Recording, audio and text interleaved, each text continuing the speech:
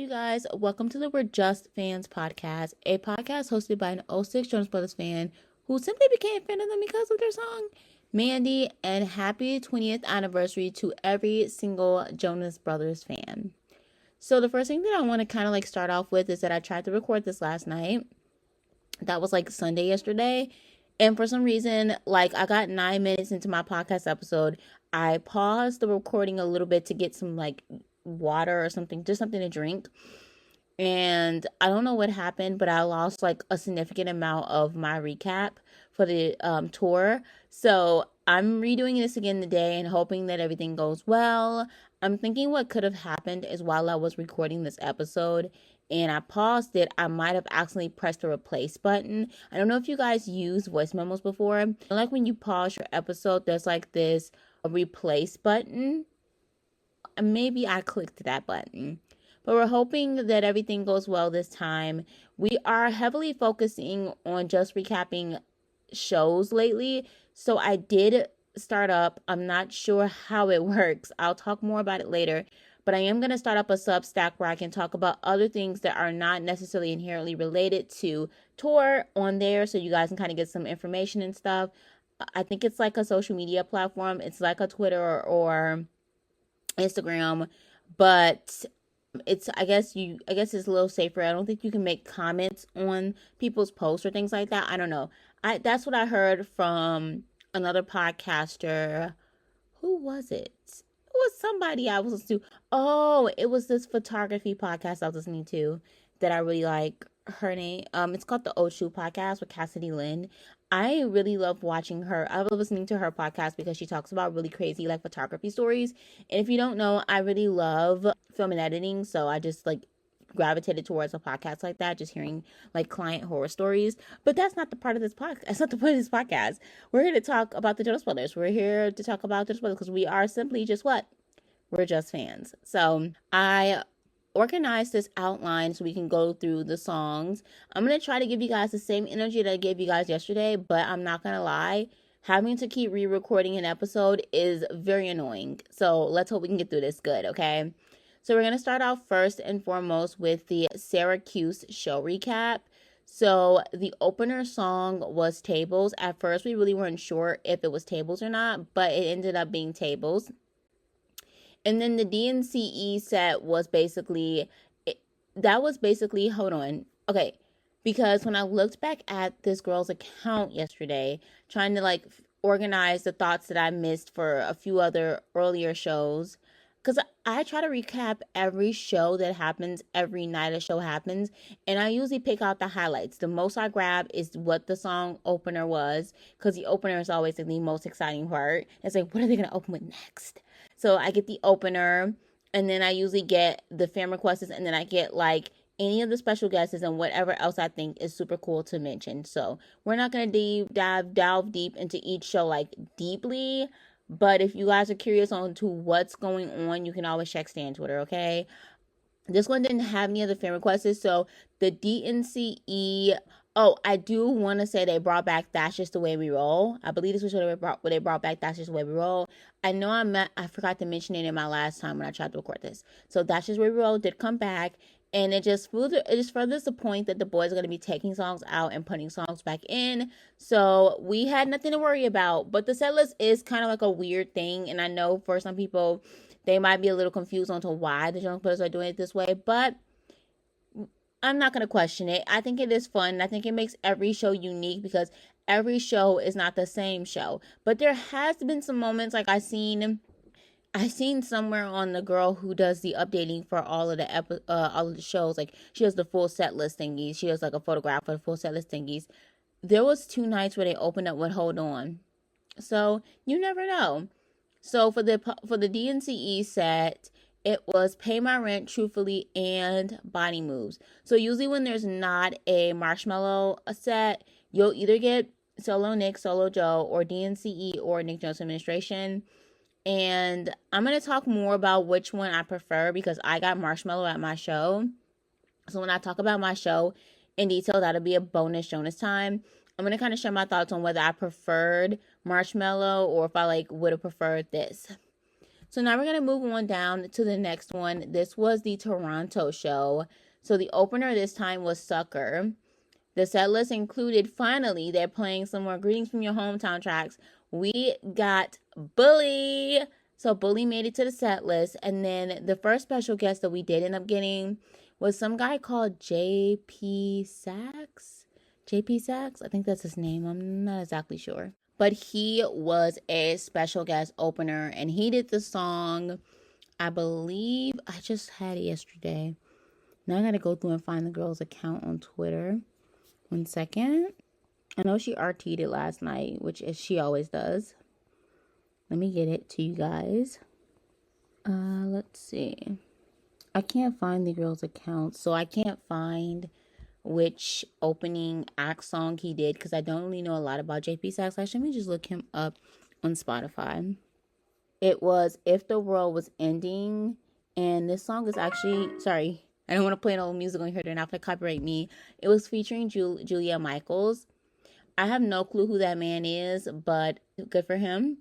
And then we got Alyssa Cara, one of my great Stan Twitter friends that I met through Stan Twitter.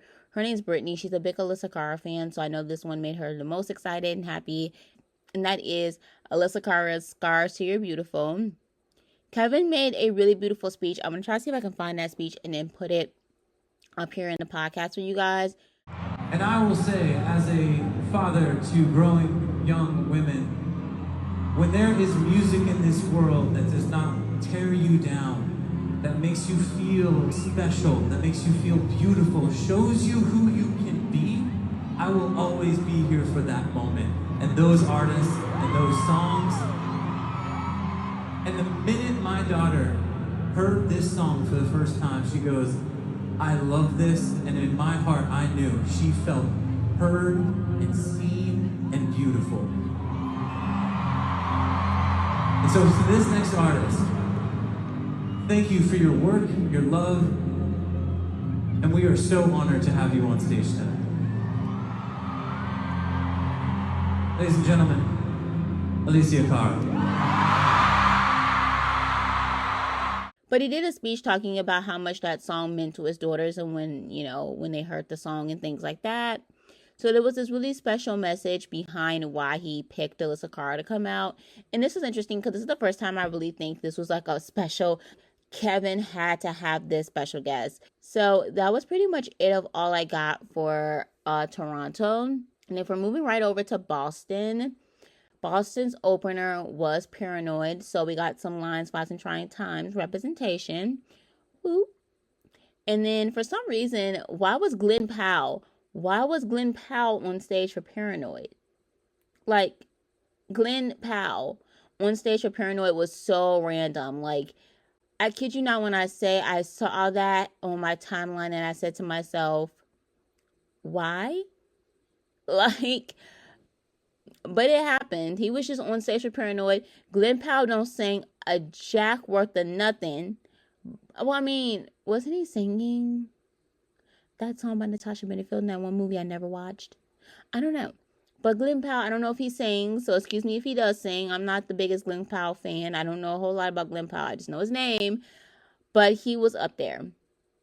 And then this group called Dashboard Confessional came out to perform their hit. They were one of the special guests. Came out to perform their hit, Vindicated. Now, this really tested my limits on how many emo bands I truly know, because when I saw Dashboard Confessional and I didn't have no clue who that was, I was like, I'm truly not a true emo head. And I've never really tried to classify myself as a hardcore emo head, or just somebody who's deep into the emo lore. I listen to emo music and that's pretty much it. I wouldn't consider myself the biggest emo fanatic. I love emo music, but I don't know all the deep cuts, the smaller bands. I don't know everything about that. So when people were gagging over Dashboard Confessional and I was like, who? I was like, this is when I knew that I'm gonna be under a rock for a couple of these. And I was definitely under a rock again. It happened. So next, of course, they brought back out Jesse McCartney because they love to torture me. They love to bring back Jesse when I'm not in the vicinity, and I'm tired of it. I'm leaving and never coming back again. Are you kidding me?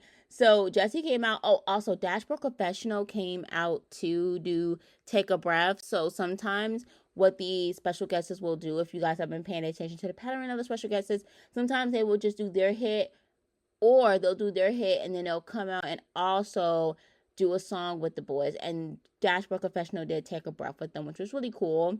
Jesse McCartney got up there for Leaving, and then he also did Beautiful Soul. When I saw it first on the timeline, I only caught Leaving, but somebody said he also did Beautiful Soul.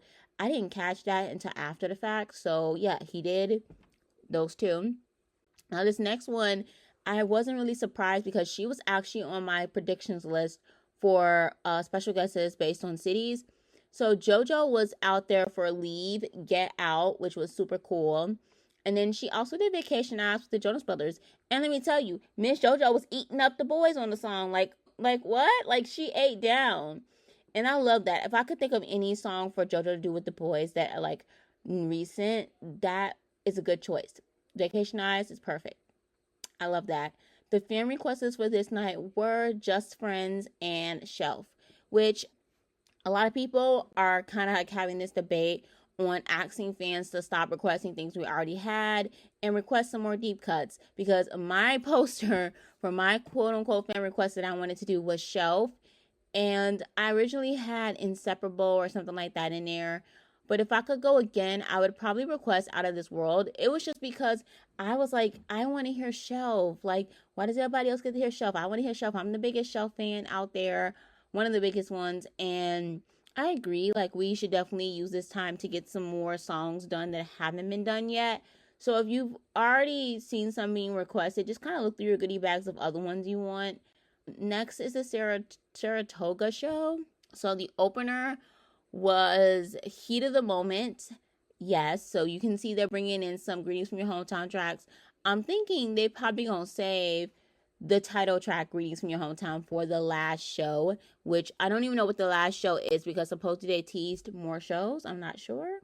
But it was such like, man, I just love seeing Greetings from Your Hometown tracks getting their final do justice, because when the tour first started, we were kind of confused as to why none, I mean absolutely none, but like maybe one or two songs made the set list. We was like, this is like, because they had rearranged a whole entire tour to be called Greetings from Your Hometown over Living the Dream, which a lot of fans had some rah-rah over that. I'm gonna keep it a buck. This is my hottest take on that one.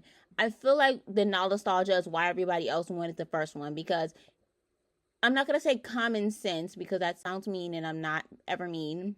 But I'm going to say this. I think the logistical answer would have been to rename it after the album. I feel like Living the Dream would have been perfect if the tour didn't have an album with it, a new album with it. And I feel like part of us wanted it because of the nostalgia, because of the Living the Dream special that Disney did and all that stuff. I think that's why fans wanted the first one. And you might have just wanted the first one in the first place because you love it. And I really do apologize to all the fans whose merch and outfits and like stuff they made to wear to the tour was all in reference to the first tour name. And then you had to like, because I know one girl I follow on the Black Jonas fan club, she made a whole like vest that says Living the Dream. And it has the Wrigley, it's Wrigley, like the Wrigley design. And I'm like, oh my God, like, I'm so sorry for you, Bailey. I'm so sorry for you. Like, girl, I know that sucks. But I just think Greetings from Your Hometown was the better pick, you know, now kind of like centering. But then it also, that's what made it so confusing because it's like, you're going to change the name of the tour to center around the album, but barely play the album. But now we're getting album tracks. So this special guest appearance, I'm not sure if this was the show where people thought that My Chemical Romance was going to pop up at and then got mad because Nick did a solo set.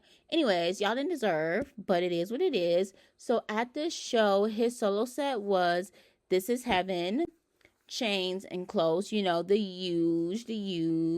But I need him to pull out some more goodie bags. Like, I would like them to change up their solo set picks and their like versus battle picks. But I feel like those are going to stay the same because that's what they want to do. They're not going to try to play anything else. And they're not picky, but there are songs they won't play.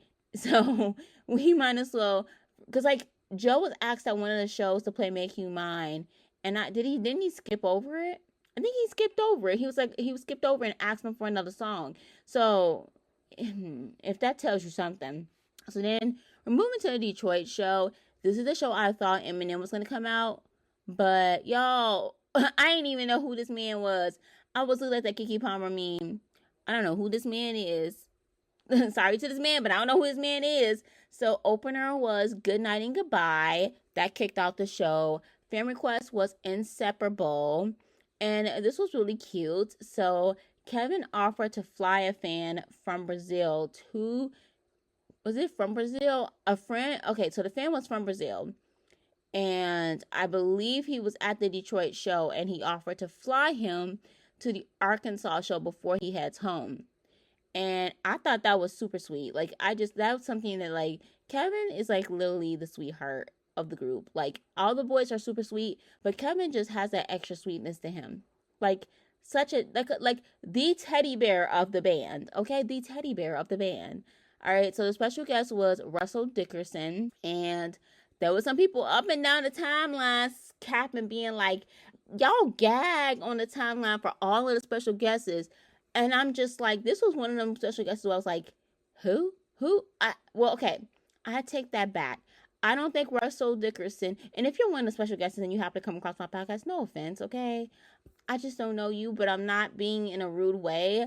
I'm just like, I don't know you, but when I tell you the timeline be gagging for anybody, and I don't mean that in a rude way, but y'all gag for all the special guests, and there be special guests I don't even know. Most of them I do know, but this was the second one I think I didn't know. I was like, who? And then I also put some, like, I put this in the notes under the Detroit show, but one of my mutuals, I can't remember her name right now, but she does usually a lot of the editing. L.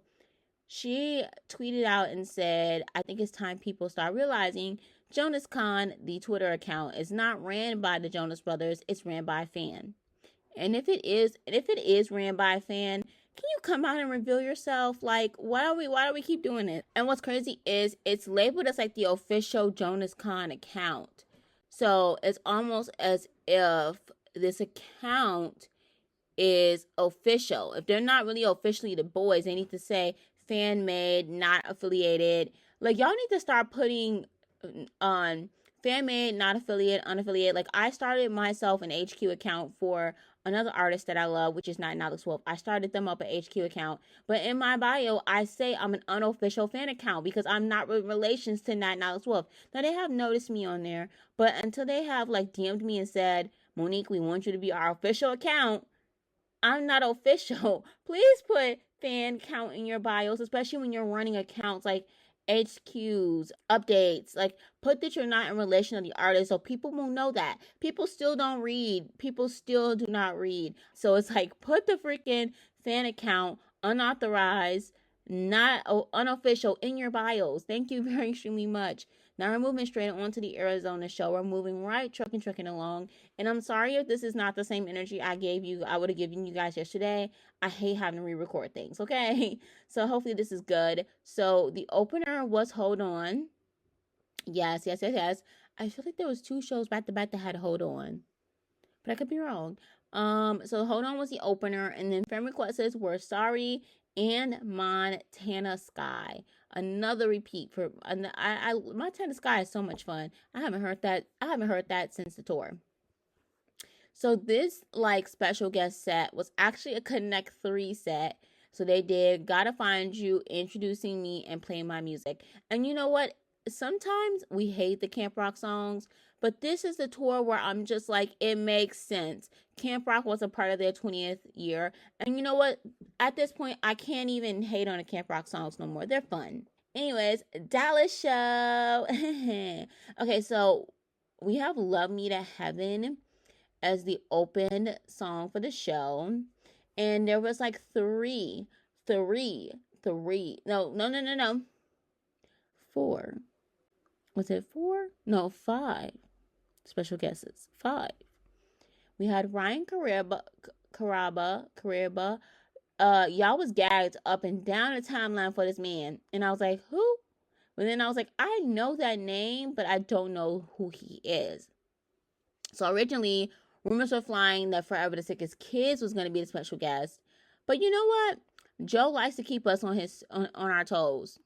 You got me on my toes because Joe has us on our toes, because when we think we know it, We really don't know it, because why was it never the Forever Sickest Kids? Like, and I don't know a whole lot about Forever Sickest Kids besides the fact that they used to hang out with Selena Gomez. That's how I know them, because they used to hang out with Selena Gomez and they have that one song together. And the next, they did On the Way Down, which is, I think, one of their biggest hits. And then one of Ryan's biggest hits, not Forever Sickest Kids, but Ryan Caraba. And then also, can we talk about this? The amount of people on my timeline that's saying y'all too young for me, y'all ain't millennials, like y'all not true millennials. I'm like, I consider myself more of like a zillennial, but still, I was there, and I just don't remember his name familiar, but I was like, y'all not gonna make me feel like I'm too young because I don't know one special guest. Like, this is kind of what I reaped for me being confused why nobody knew who Click 5 was. I was like, oh, y'all don't know who the Click 5 is? Like, come on now. And then Kelsey Ballerini came out. I think we talked about this last one I uploaded, because I know I'm behind 2 weeks.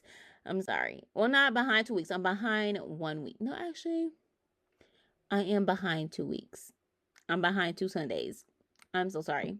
I talked about Kelsey Ballerini as an option because somebody wanted Kelsey Ballerini to come out. I was like, I wasn't like gagged for this, but she did come out. She's pretty good. She did Peter Pan, and then she did her song Peter Pan, and then she did Fly With Me with the Jonas Brothers. Some people had said there was some connection between her and the song Peter, not her, but like the topic of Peter Pan, because didn't like Nick do some type of like Peter Pan or something with Peter Pan on Broadway or something? So I think there's like some connection to that and Nick and the boys.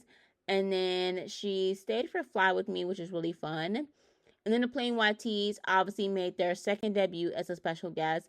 So that means special guests can be repeated. So I'm trying to figure out if y'all gonna pull Demi up in New Mexico. Are we getting her in LA? Like when we getting Demi again? Let me know.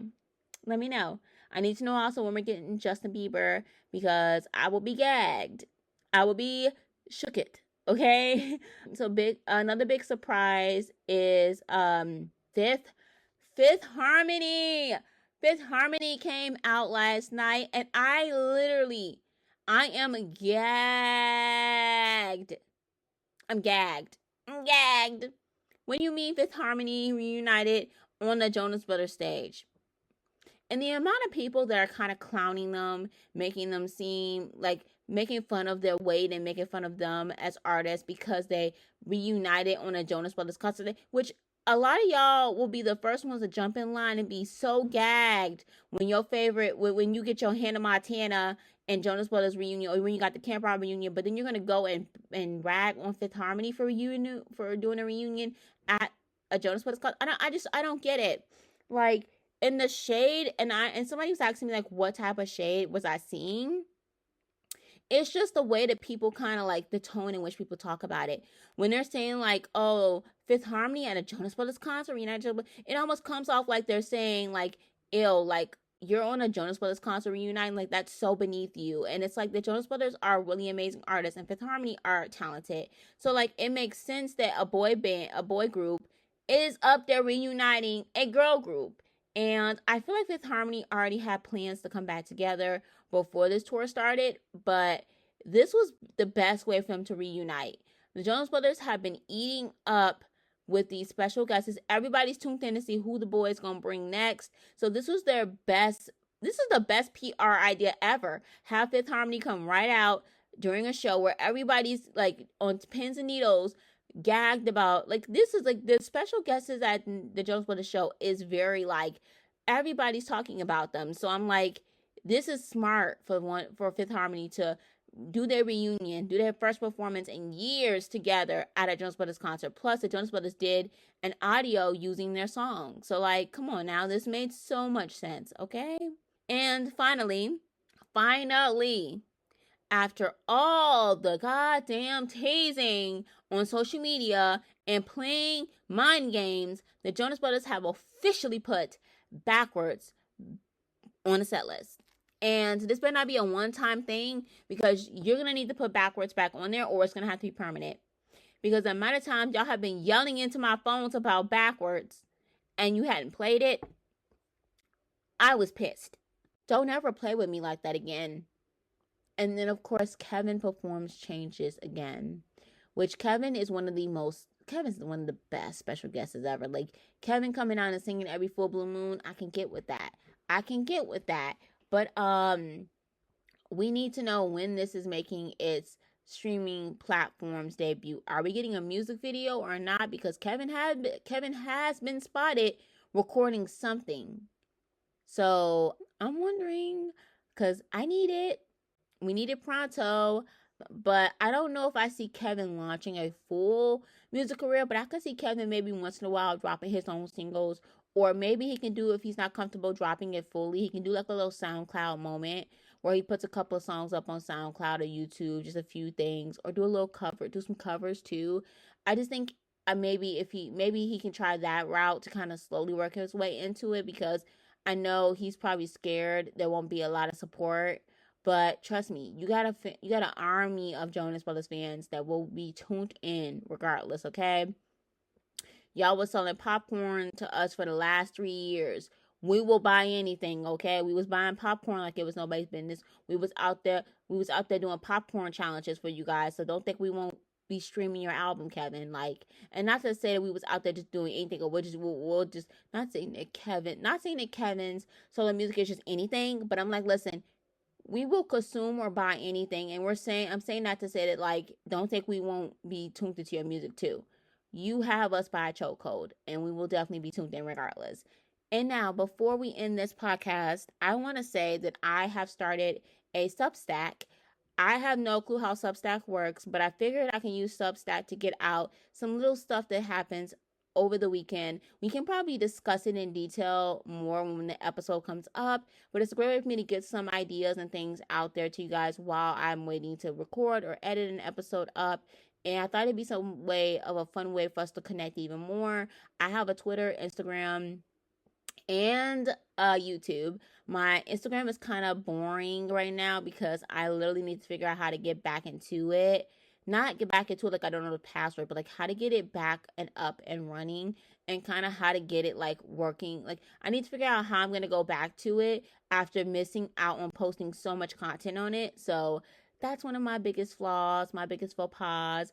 But anyways, I hope you guys are enjoying this podcast and the podcast itself. If you are new here, please stick around and come check me out every Jonas Sunday. We try to be every Jonas Sunday at 10 a.m.